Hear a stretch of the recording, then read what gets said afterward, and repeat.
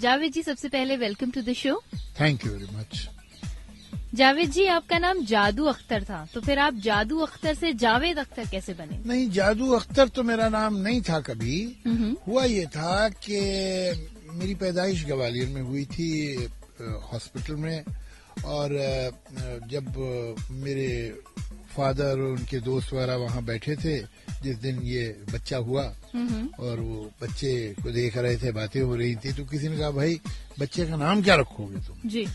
तो किसी और दोस्त ने कहा कि भाई तुम्हारी जब शादी हुई थी तो तुमने एक नज्म लिखी थी, और उस नज्म में एक लाइन थी, लम्हा लम्हा किसी जादू का फसाना होगा, तो अब यही इसका नाम जादू ही रख दो। अच्छा। तो इसी का फसाना है अब तो अच्छा कह ले भाई, ठीक है। तो मेरा नाम जादू पड़ गया। ओके। और कुछ 1.5-2 साल तक जादू ही बोलते रहे लोग। जी। फिर कुछ शायद घर के जो और बुजुर्ग थे जो इतने रेवोल्यूशनरी नहीं थे इन नामों वामों के मामले में, तो उनका भाई ये स्कूल जाएगा बच्चा, बड़ा होगा, तो जादू कैसे नाम, कोई जादू कोई प्रॉपर नाम नहीं है, तो तुम इसका कोई प्रॉपर नाम रखो। जी। तो अब कहा कि भाई जादू से मिलता ही रखो कुछ, तो जावेद रख दिया। जी। तो जादू एक्चुअली आमतौर से लोगों का पेट नेम जो है वो उनके नाम से निकलता है। मेरा नाम मेरे पेट नेम से निकला है। जी। कोई आपके घर में है अभी भी जो आपको जादू के नाम से बुलाते हैं? घर में तो सभी जितने मेरी फैमिली मेंबर्स हैं सब मुझे जादू कहते हैं, और मेरे पुराने दोस्त जो है स्कूल के वो भी मुझे जादू कहते हैं, और मेरे जो मदर और फादर के दोस्त हैं वो भी मुझे जादू कहते हैं, और उनकी फैमिली भी मुझे जादू कहती है। तो अभी भी ये नाम जो है वो बिल्कुल अभी गया नहीं है। अच्छा, तो कभी इस चीज का थोड़ा सा अजीब सा रिएक्शन नहीं आता आपकी तरफ से कि ओ गॉड जादू, सबके सामने जादू? नहीं, मुझे ऐसा नहीं लगता। ऑलराइट। जावेद जी, आपके फादर जानिसां अख्तर लिरिसिस्ट थे और आपकी मदर साफिया अख्तर सिंगर थी, यानी घर से ही आर्टिस्टिक माहौल था।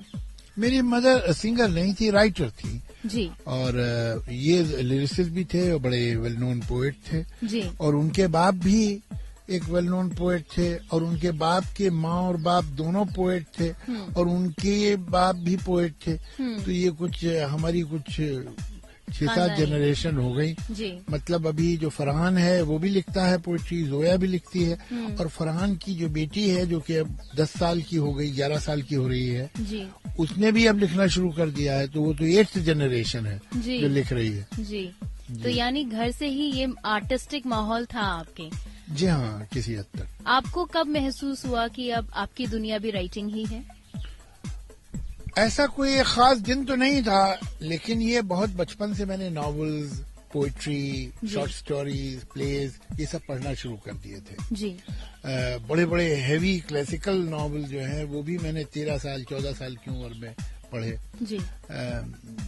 मुझे ख्याल पड़ता है कि जो बड़ा मशहूर नॉवेल है मैक्सिम गोर्की का मदर, जी, वो मैं 13 साल का था तब मैंने पढ़ा था।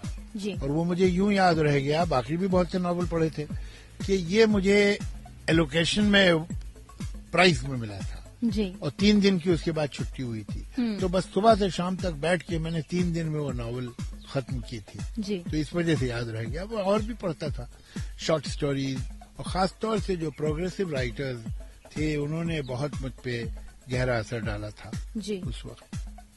तो मतलब आपको बचपन से ही लगा, और आप थे भी इसी तरफ इतने ज्यादा इनग्रॉस थे कि आपको लगा कि राइटिंग ही करनी चाहिए? हो गया, ऐसा कुछ नहीं था कि मैंने किसी दिन फैसला किया, वो धीरे धीरे करके हो गया। ऑलराइट। लेकिन पढ़ने का शौक जो था बचपन से था।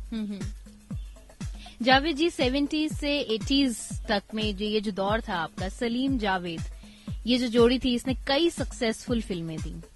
क्या वजह थी जिसकी वजह से आपकी जोड़ी इतनी सुपर डुपर हिट रही? अब ये अगर मालूम होता तो फिर सुपर डुपर हिट ही रहते हमेशा। जी। तो कभी चलती हैं कभी नहीं चलती, लेकिन उस वक्त किस्मत अच्छी थी। जी। कहिए इत्तेफाक कहिए, कुछ कहिए, कोशिश कहिए, सही काम कहिए जो इस वक्त किया हमने। जी। तो 11-12 फिल्में एक लाइन से बहुत बड़ी हिट हुई थी। जी।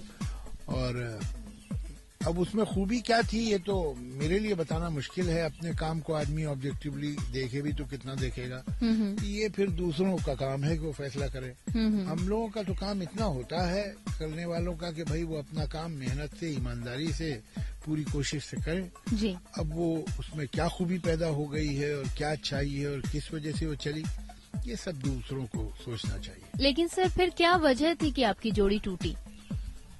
अब कुछ ऐसा लगा कि अब कर लिया, अब उस काम में शायद उतना इंथुजियाज्म नहीं बचा था, उतनी दिलचस्पी नहीं रही थी। जी। एक जगह जाके ऐसा लगता था अब बात यहाँ रुक गई है, इससे आगे कुछ जा नहीं रहा है। तो फिर हमने कहा चलो अब कुछ और करते हैं। जी। लेकिन जब आपकी दोस्ती होती है किसी शख्स के साथ और जब वो टूटती है या तब आप काम करना एक साथ बंद कर देते हैं, तो कुछ टाइम बाद थोड़ा सा अफसोस भी होता है, उस टाइम दुख भी होता है कि हमारी जोड़ी टूटी है। तो कहीं आपने ऐसा कुछ फील किया? नहीं, मैं इसलिए नहीं महसूस करता कि वो जब तक रही वो बड़ी सेटिस्फाइंग थी। जी। इम्पोर्टेंट बात यह है कि जब तक हम, वो एक है कि न मुंह छुपा के जिए हम, न सर झुका के जिए, जी। सितमगरों की नजर से नजर मिला के जिए। जी। अब एक रात अगर कम जिए तो हैरत क्यों कि जब तलक भी जिए मशालें जला के जिए। क्या बात तो है। ये बात है। इम्पोर्टेंट बात यह है कि जब तक साथ थे अच्छा काम किया। और आज भी इतने बरस हो गए, तकरीबन तीसरा डिकेड है हमें अलग हुए, लेकिन आज भी लोग हमारे काम को याद करते डेफिनेटली हैं सर, और इज्जत से उसकी बात करते हैं। ये अहम बात है। जी। पता नहीं अगर करते ही रहते तो ऐसा होता कि ना होता। ऑलराइट, आपने इस बात में अंदर की एक बात कह दी है जो महसूस हुई। एनीवे, आपको 1999 में पद्मश्री और 2007 में पद्म भूषण अवार्ड से सम्मानित किया गया, और बाकी जो फिल्म अवार्ड्स हैं उनकी गिनती की नहीं जा सकती, इतने ज्यादा हैं क्योंकि आपका करियर बहुत लंबा है। राज्यसभा सांसद भी हैं आप, और सोसाइटी में काफी ज्यादा सोशल वर्क वगैरह आप करते रहते हैं। आपको क्या लगता है कि सोसाइटी में क्या प्रॉब्लम्स हैं, इंडिया की क्या प्रॉब्लम है जिसकी वजह से हम उठ नहीं पा रहे हैं, वो लेवल नहीं छू पा रहे हैं जो हमें बहुत पहले छू लेना चाहिए था? देखिए, बुनियादी बात जो है वो है जस्टिस। मतलब बहुत से लोग आपसे कहेंगे करप्शन एक बहुत बड़ा समस्या है।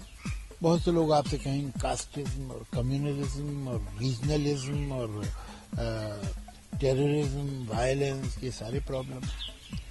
ये सारे प्रॉब्लम्स जो है कंट्रोल में तब आ सकते हैं जब हमारा जस्टिस सिस्टम परफेक्ट हो जाए।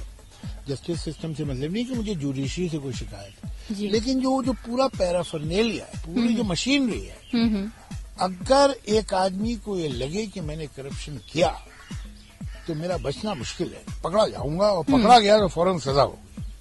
अगर एक आदमी को लगे कि मैंने किसी का घर जला दिया, किसी का कत्ल कर दिया, कोई इस तरह का सेक्टेरियन कम्युनल वायलेंस किया, तो मैं बच नहीं सकता हूँ, मैं पकड़ा जाऊंगा। अगर पुलिसमैन को लगे, ब्यूरोक्रेट को लगे, आम सिटीजन को लगे कि हम गलत काम करके नहीं बच पाएंगे जी, तो जिंदगी कंट्रोल में आ जाएगी। देखिए हम बड़े किस्मत वाले लोग हैं, हमारे पास एक बहुत अच्छा कॉन्स्टिट्यूशन है जी।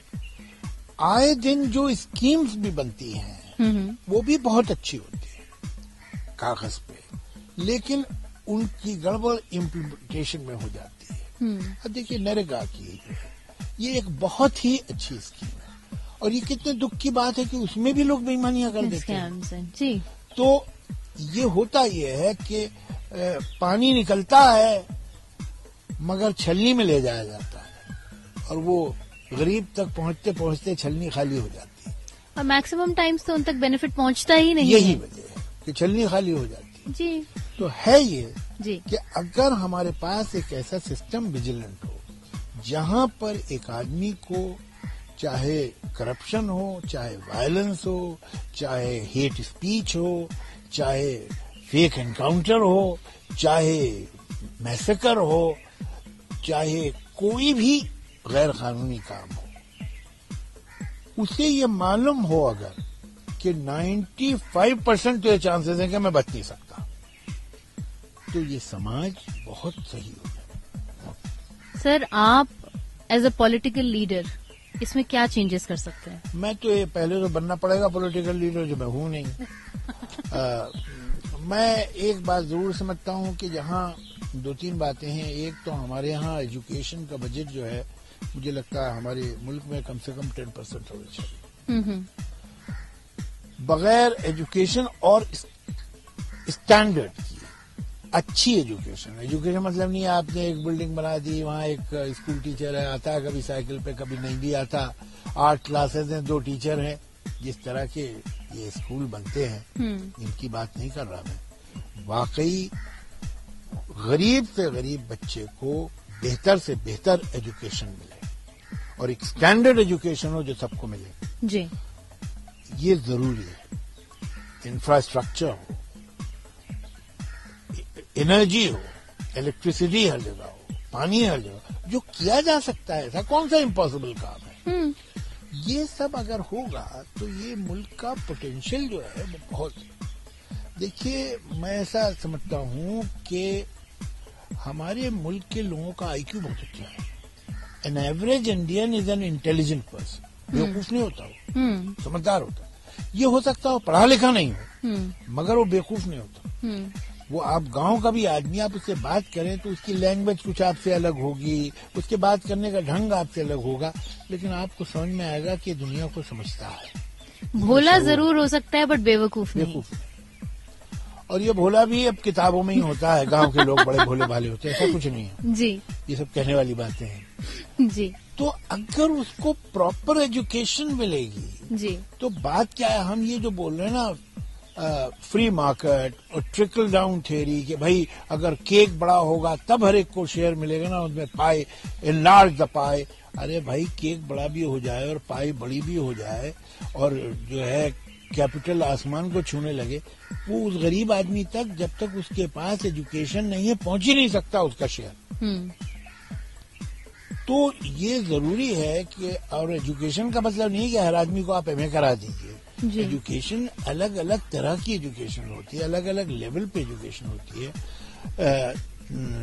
जहाँ उसको, अगर वो एक फार्मर है तो उसको दुनिया की भी समझ हो और अपनी बेहद इंफॉर्मेशन हो एग्रीकल्चर में दुनिया में क्या हो रहा है Definitely. और मुझे अब कैसे उसको एनहांस करना चाहिए। Because there are so many schemes, लेकिन लोगों को पता ही नहीं है। एजुकेटेड व्यू हर चीज पे होना जरूरी है जी। और अगर वो होगा तो वो अपना शेयर भी मांगेगा एक ऐसे समाज में जहां मैंने आपसे पहले अर्ज किया कि जहां ना इंसाफी ना होने पाए, जहां तक हो सके जी। तो एक सेहतमंद, एक हेल्दी, एक स्वस्थ समाज बन सकता है। जी सर, आप दिल्ली आए हुए हैं, कोई खास वजह? मुझे तो नॉमिनेट कर दिया है प्रेसिडेंट ऑफ इंडिया ने राज्यसभा में, जी, तो मैं यहाँ हूँ। जी, लेकिन रिसेंटली अभी आपने एक इवेंट भी आपने विजिट किया है, I think that's national book trust world book fair. जी हाँ, अभी तो वैसे तो खैर 3 दिन पहले मेरी अपनी किताब भी रिलीज हुई है। जी। मेरी शायरी की जो पहला कलेक्शन था वो तो आया था 1995 में, तो समझिए कितने साल हो गए। जी। 17 साल। 17 साल बाद दूसरा कलेक्शन आया है। जी। लावा। जी। जो अभी 3 दिन पहले वाइस प्रेसिडेंट साहब ने, हामिद अंसारी साहब ने रिलीज किया। जी। इंडिया हैबिटेट में। और उसके लिए मैं 2 बार प्रगति मैदान भी गया। वहां पर उनके जो हमारे पब्लिशर्स हैं उन्होंने बुलाया था मुझे टू ऑटोग्राफ द बुक। जी। तो उसके लिए भी गया। फिर 1-2 किताबें लोगों ने मुझे रिक्वेस्ट किया रिलीज करने को भी, वो भी मैंने किया। जी। दिल्ली की क्या खास बात है? भाई ये तो हिंदुस्तान का कैपिटल है और आज से नहीं है, बड़े वर्षों से है। दिल्ली आके एक बड़ा सेंस ऑफ हिस्ट्री होता है। अब जिधर से भी मैं गुजरता हूँ, अब शायद दिल्ली वालों को तो आदत पड़ गई होगी, मुझे नहीं पड़ी है, तो मैं जगह देखता हूँ जो माइलस्टोन्स हैं, उससे मुझे एक बहुत सेंस ऑफ हिस्ट्री पैदा होता है कि ये मुल्क कैसे कैसे दौर से गुजरा है, यहाँ कौन कौन लोग आए, कौन कौन लोग गए, कौन कौन पावर में थे, क्या क्या हुआ था। ये दिल्ली जो है ये एक छोटा सा हिंदुस्तान है। जी सर, नेशनल बुक ट्रस्ट की एफर्ट्स के बारे में बताएं। अभी वर्ल्ड बुक फेयर हो रहा है, आपने 2 बार विजिट भी किया इसे, इसकी क्या खास बात है? ये जो एफर्ट्स मैं समझता हूँ कि अभी ये सिकंदर साहब जो हैं जी, जिन्होंने ऑर्गेनाइज किया है इसको, मैं उन्हें मुबारकबाद देना चाहूंगा। जी, मेरा ऐसा ख्याल है कि मैंने जो बुक फेयर देखे हैं दुनिया में, दुनिया का सबसे बड़ा बुक फेयर तो होता है फ्रैंकफर्ट में जी, वो भी देखा है मैंने, और भी बहुत जगहों पे देखा है, लेकिन मुझे ऐसा लगा कि फ्रैंकफर्ट के बाद इतना बड़ा मैंने बुक फेयर कहीं नहीं देखा। It's so big, you can call him number 2। इस बार के वर्ल्ड बुक फेयर को आप 10 में से कितने अंक देना चाहेंगे? मैं नंबर देना उनका थोड़ी, कोई स्कूल के बच्चे थोड़ी हैं बुक फेयर के जिन्हें नंबर दी जाए 10 में से। जी, अहम बात यह है कि मैं एक तो ये देख के खुशी हुई कि इतने पब्लिशर, इतनी जगहों से लोग आए हैं।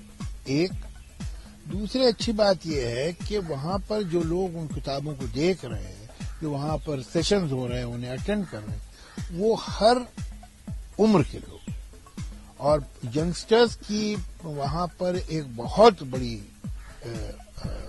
परसेंटेज है। तो ये बहुत खुशी बात है, वरना ऐसा समझा जाता है भाई बुक फेयर है, इसमें तो सब मिडिल एज लोग, बूढ़े लोग जाएंगे, किताबें देखेंगे, यंगस्टर्स को कुछ और काम होते हैं। ऐसा नहीं है, वहाँ बहुत लोग हैं और वो किताबें भी देख रहे हैं, मैं देखता हूँ, और वहाँ जो लेक्चर्स होते हैं, बातचीत होती है, बुक्स रिलीज हो रही है, उनमें भी बैठते हैं, सुनते हैं तकरीरें, स्पीचेस सुनते हैं, तो दैट्स सेमिनार अटेंड करते हैं, दैट्स वेरी हेल्दी। जी, आप जोया और फरहान को काफी सपोर्ट करते हैं उनकी फिल्म्स के लिए, दोनों की एक स्पेशलिटी और एक कमजोरी बताएं। देखिए, मैं उन्हें बिल्कुल सपोर्ट नहीं करता। वो जो कुछ हैं और जो कुछ बने हैं और जहां तक आए हैं, वो सिर्फ और सिर्फ अपनी कोशिश और अपने टैलेंट से है, उसमें मेरी मदद बिल्कुल शामिल है। लेकिन आपने उनकी कुछ फिल्म्स के लिए भी तो काम किया है। वो अलग बात है, वो तो मैंने बहुत लोगों के लिए किया है, तो इनके लिए भी किया है जी। मैंने इनकी फिल्मों में गाने लिखे हैं, और अगर मुझे इन्होंने कभी स्क्रिप्ट दी है पढ़ने को या सुनाई है, तो मेरी जो राय है मैंने राय भी दी है, और वो मैं किसी के लिए भी करता जहां मैं काम कर रहा था। लेकिन ये कि इसे सपोर्ट नहीं कहते, ये तो मेरा पार्टिसिपेशन उसमें as a lyric writer, as a member of the unit होगा ही। जी। जहां तक उनकी अपनी कामयाबी का ताल्लुक है, वो वाकई उनके अपने एफर्ट और उनकी अपनी टैलेंट की वजह से है। जी। और उसमें कोई मेरे रिकमेंडेशन या मेरे बच्चे होने का उन्हें कोई फायदा नहीं हुआ, और न उन्होंने उठाना चाहा। बीइंग अ फादर, आपको उनकी कौन सी चीज बहुत अच्छी लगती है और कौन सी चीज मुझे लगता है कि आपको लगता है कि कमजोर है? मुझे उनमें ऐसा लगता है कि अच्छी बात उनमें ये है कि वो कामयाबी के लिए डेस्परेट नहीं है। वो ये नहीं चाहते कि कुछ भी कर दें हम, लेकिन हम कामयाब रहें। जी। उनका पहला जो वो इंटरेस्ट है वो है स्टैंडर्ड ऑफ वर्क में, कि काम अच्छा होना चाहिए और स्टैंडर्ड का और डिसेंट होना चाहिए, और फिर हमें कामयाबी मिले। ऐसा नहीं कि उन्हें कामयाब नहीं होना, जी। लेकिन कामयाबी के लिए वो क्रूडिटी, वल्गैरिटी, ऑब्स्टिनिटी का सहारा कभी नहीं लेंगे, ऐसा मेरा यकीन है। तो ये एक अच्छी बात है कि उनका बेसिक इंटरेस्ट है अच्छा काम करना, जो पहली उनकी प्रायोरिटी है। मैं इस बात की इज्जत करता हूँ और ये दोनों में है। जी। जहां तक कमजोरी की बात है, तो मैं कहूंगा कि अभी दोनों को थोड़ा पीआर सीखना चाहिए, और भी वो कम है। वो अपना काम करके खुश रहते हैं, कोई उसमें जो नेटवर्किंग है या जो अपने प्रोजेक्शन है, इन सब की परवाह नहीं करते। वो कोई तारीफ की बात नहीं करना चाहिए। जी। बॉलीवुड में पहले जो गाने लिखे जाते थे और आज जो गाने लिखे जाते हैं, उनमें काफी अंतर है। कोई नाराजगी उस चीज पर आपकी? यकीनन है। मुझे ऐसा लगता है कि हमारे गानों का कंटेंट का स्टैंडर्ड बहुत गिरा है। जी। और मुझे इस बात का दुख है। और है क्या कि अब स्टैंडर्ड कितना गिरा है इसलिए नहीं पता लग पाता है कि वो वर्ड ही सुनने में नहीं आते। अब मैं वर्ड ठीक से सुन सकूं तो बताऊं कि भाई कितना गिरा है। कितना तो पता चल गया गिर गया, लेकिन कितना वो तो तब बता सकूंगा जब मैं वर्ड सुन पाऊं गाने के। मुझे तो वर्ड ही नहीं समझ में आते। सर डबल मीनिंग जो जितना होता है वो कोई जमाना होगा, अब तो सिंगल मीनिंग के भी उसमें भी काफी स्टैंडर्ड गिर गया। हाँ, वो सिंगल मीनिंग ही नहीं मिलते। वर्ड समझ में आएगा तो कोई मीनिंग निकलेगा ना, या नहीं निकलेगा जी। तो आजकल तो जो गाने हैं वो कुछ जिब्रिश से होते जा रहे हैं। ऑलराइट सर, एक रैपिड फायर राउंड खेलेंगे आपके साथ। So you ready? चलिए। Latest favourite Bollywood male actor? Hrithik Roshan. Latest favourite Bollywood female actor? Kareena Kapoor. Latest favourite film director? Zoya. Latest favourite song? कुन फैकुन, rock star, good song. Who's the best? Javed Akhtar as a poet, Javed Akhtar as a scriptwriter, or as a lyricist? This is for others to decide. All right. आपका अभी तक का best काम? मैं कुछ जो काम कर लिया है, कुछ उसके बारे में बहुत ज्यादा सोचना पसंद नहीं करता। जी। कि ये जो डायलॉग था वो बहुत अच्छा लिखा था, और ये जो सीन था बहुत अच्छा था, और ये जो मैंने गाना लिखा था। अब ये दूसरों को फैसला करने दो क्या अच्छा था क्या बुरा था। जब काम कर रहे हो तो कोशिश करो कि अच्छा करो जी, उसके बाद छोड़ दो जी। आपका अभी तक का वो काम जो आपको लगता है कि आपने सबसे खराब काम किया? एक बहुत उम्दा फिल्म शुरू हुई थी, अर्जुन जो थी, बहुत बरस पहले लिखी थी। मुझे ऐसा लगता है कि अगर मुझे दोबारा उसे मौका मिले लिखने का तो मैं उसके सेकंड हाफ में कुछ तब्दीलियां करूंगा। जैसे मुझे लगता है कि काला पत्थर जो हम लोगों ने लिखी थी 70s में, वो बहुत अच्छा कंटेंट था, लेकिन वो उससे बेहतर हो सकता था। और अगर इस तरह से किया होता और कहानी को इधर ले गए होते तो ज्यादा अच्छा था जी। जैसे मुझे लगता है कि मशल जो थी उसमें बहुत अच्छे अच्छे सीन थे और बहुत उम्दा बातें थी, लेकिन कहीं उसके सेकंड हाफ में मैंने गड़बड़ की थी। वो अगर मैं दोबारा लिखूं तो उसको ठीक करूंगा, ऐसा जरूर ख्याल आता है। इवन सागर का जो सेकंड हाफ है उसके बारे में मुझे लगता है that it could be better. ये करते तो ज्यादा अच्छा था जी। Who's best as director, Zoya या फरहान? मुझे जोया ने 2 फिल्में बनाई हैं, उनमें जो फिल्म बहुत पसंद है वो है जिंदगी न मिलेगी दोबारा। फरहान ने 3 फिल्में बनाई हैं, मैं 4 फिल्में बना दी हैं। तो 2 डॉन, एक लक्ष्य जो मैंने लिखी थी स्क्रिप्ट, और एक दिल चाहता है। तो मुझे अपनी फेवरेट जो इसकी फिल्मों में लगती है दिल चाहता ही लगती है, जो उसकी पहली फिल्म थी। अब अगर ये कहें कि जोया की जो फिल्म मुझे पसंद है वो जिंदगी न मिलेगी दोबारा, और फरहान की जो फिल्म पसंद है वो दिल चाहता है। आपने दोनों फिल्में देखी हैं जी, फैसला कर सकती हैं कौन सी बेहतर है? सब मुझे दिल चाहता है ज्यादा पसंद है। अब जरा यंगर एज में देखी होगी आपने। तो ये दोनों जो है बड़ी कमाल की फिल्म जी। जो उनका बेस्ट वर्क है दोनों का, वो दोनों ही का बहुत अच्छा है जी। शोले या डॉन? शोले। फिल्म इंडस्ट्री में आप क्या बदलना चाहेंगे? आपको क्या लगता है कौन सी चीज खराब है? मुझे ऐसा लगता है कि फिल्म इंडस्ट्री में बहुत सारी चीजें पहले से बहुत अच्छी हो गई हैं। लोग बहुत ज्यादा डिसिप्लिन, ज्यादा प्रोफेशनल हो गए हैं। फिल्म बनाने का तरीका बहुत एफिशिएंट हो गया है। टेक्निकली हम बहुत तरक्की कर चुके हैं, और बहुत सारे जो डिपार्टमेंट्स हैं वो बहुत ज्यादा इम्प्रूव हुए हैं। वो कैमरा हो, साउंड हो, स्पेशल इफेक्ट्स हो, कलर कोऑर्डिनेशन, आर्ट डायरेक्शन हो, बहुत अच्छा हो गया। डायरेक्टर्स भी कॉम्पिटेंट हैं। हमारे यहाँ जो चीज इम्प्रूवमेंट चाहती है वो है वर्ड, चाहे वो स्क्रिप्ट हो और चाहे लिरिक हो। ये अगर हम उतनी ही मेहनत से उतनी ही इम्प्रूवमेंट करें जितना कि कैमरा वर्क में हुआ है, जितना साउंड में हुआ है, जितना एडिटिंग में हुआ है, जितना आर्ट डायरेक्शन में हुआ है, उतना इम्प्रूवमेंट हमारी स्क्रिप्टिंग में और हमारी लिरिक राइटिंग में नहीं होगा। तो कंटेंट कमजोर है जी, बाकी सब कुछ ठीक है जी। फॉर्म इम्प्रूव हो रहा है लेकिन कंटेंट इज लेफ्ट बिहाइंड। वो अगर इम्प्रूव होगा और वो भी बहुत अच्छा हो जाएगा तो हम कमाल कर देंगे। जी, अगर आपके पास सिर्फ 100 रुपए हो और आपको ऑप्शंस मिले कुछ खरीदने के लिए, उस 100 रुपए से आप क्या खरीदेंगे? खाना। इसका मतलब ये आप खाने के बहुत शौकीन हैं? नहीं, उसके बिना जिंदा नहीं रह सकता मैं आज। Alright. अब सिर्फ मेरे पास 100 रुपए है और मैंने जाके कमीज खरीद ली, जी। तो एक नई कमीज पहले भूखा बैठा हूँ। जी, ओके। अगले जन्म में आप क्या बनना चाहेंगे? मैं अगले जन्म पे यकीन ही नहीं रखता हूँ, तो मैं बनना कैसे चाहूँ? मैं ना अगले जन्म पे बिलीव करता हूँ, ना पिछले जन्म पे, जी। ना जिंदगी मरने के बाद किसी भी तरह की जिंदगी पे। मुझे लगता है कि जो डेथ है बस वो एंड है, मुकम्मल एंड।